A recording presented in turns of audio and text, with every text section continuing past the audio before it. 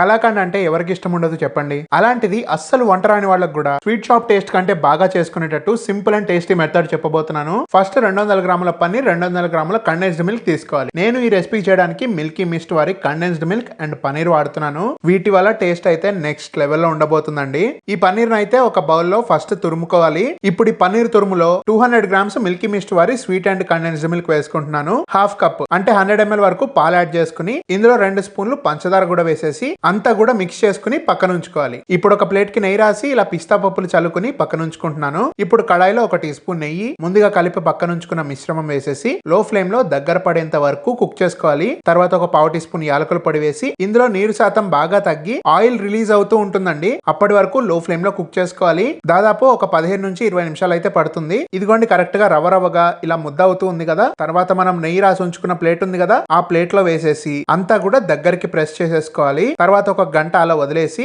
ఆ తర్వాత ప్లేట్ నుండి డిమోల్డ్ చేసేసుకుని ముక్కలుగా కట్ చేసి సర్వ్ చేసుకోవడమే. అండ్ చాలా సింపుల్ అండ్ తొందరగా అయిపోతుంది ఈ పన్నీర్ కలాకండ్ రెసిపీ. మీరు కూడా ట్రై చేయండి అండ్ వీడియో నచ్చితే లైక్ చేయండి.